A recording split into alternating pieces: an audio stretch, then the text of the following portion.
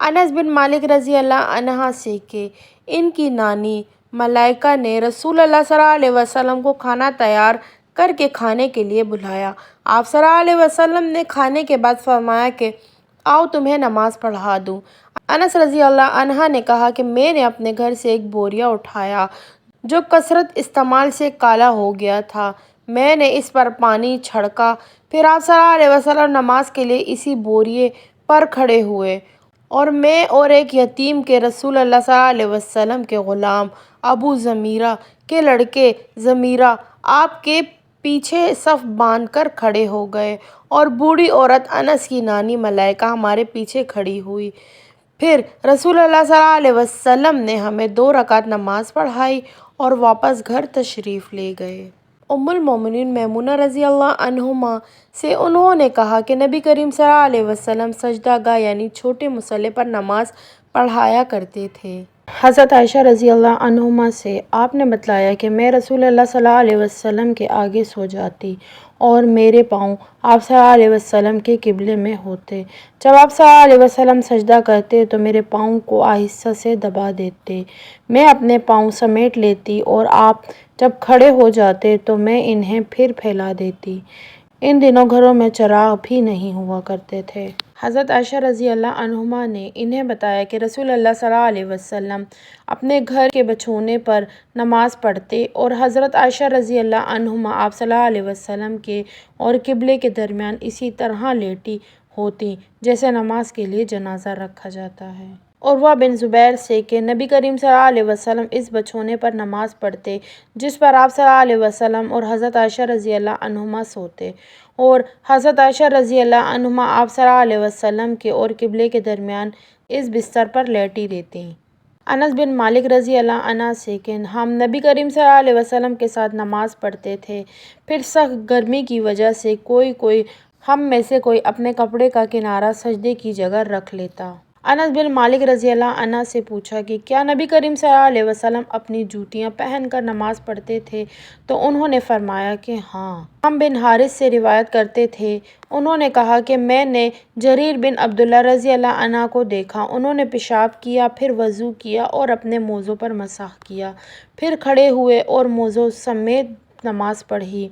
آپ سے جب اس کے متعلق پوچھا گیا تو فرمایا کہ میں نے نبی کریم صلی اللہ علیہ وسلم کو ایسا ہی کرتے دیکھا ہے۔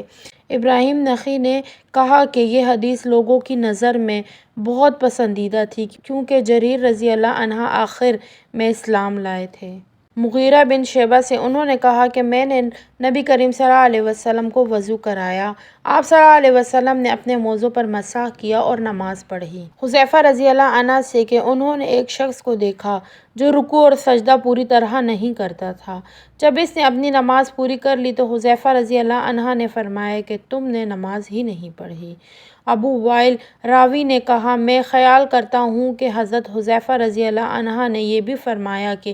اگر تو ایسی ہی نماز پر مر جاتا تو حضرت صلی اللہ علیہ وسلم کی سنت پر نہیں مرتا۔ عبداللہ بن مالک بن بحنیہ سے کہ نبی کریم صلی اللہ علیہ وسلم جب نماز پڑھتے تو اپنے بازوؤں کے درمیان اس قدر کشادگی کر دیتے کہ دونوں بغلوں کی سفیدی ظاہر ہونے لگتی تھی،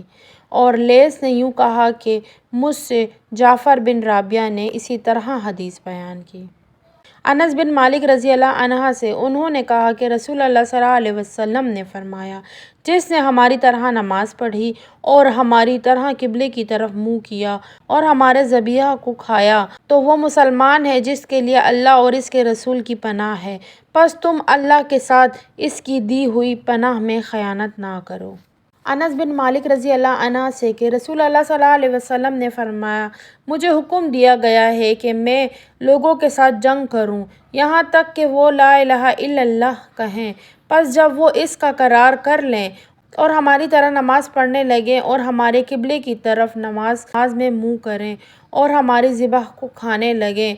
تو ان کا خون اور ان کے اموال ہم پر حرام ہو گئے، مگر کسی حق کے بدلے اور باطن میں ان کا حساب اللہ پر رہے گا۔ میمون بن سیاح نے حضرت انس بن مالک رضی اللہ عنہ سے پوچھا کہ اے ابو حمزہ، آدمی کی جان اور مال پر زیادتی کو کیا چیز حرام کرتی ہے؟ تو انہوں نے فرمایا کہ جس نے گواہی دی کہ اللہ کے سوا کوئی معبود نہیں، اور ہمارے قبلے کی طرف منہ کیا اور ہماری نماز کی طرح نماز پڑھی اور ہمارے ذبیحہ کو کھایا، تو وہ مسلمان ہے۔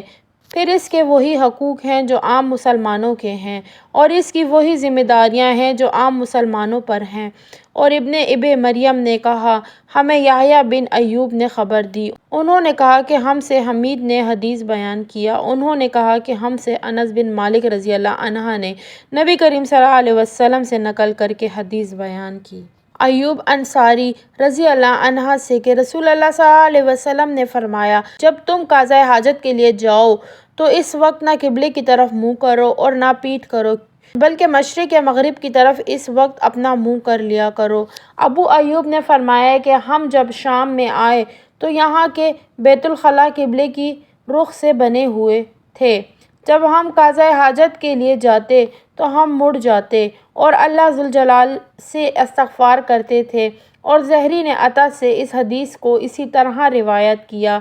اس میں یوں ہے کہ عطا نے کہا، میں نے ابو ایوب سے سنا، انہوں نے اسی طرح حضرت صلی اللہ علیہ وسلم سے سنا۔ عبداللہ بن عمر رضی اللہ عنہ سے ایک ایسے شخص کے بارے میں پوچھا جس نے بیت اللہ کا طواف عمرے کے لیے کیا لیکن صفا اور مروہ کی سعی نہیں کی، کیا ایسا شخص بیت اللہ کے طواف کے بعد اپنی بیوی سے صحبت کر سکتا ہے؟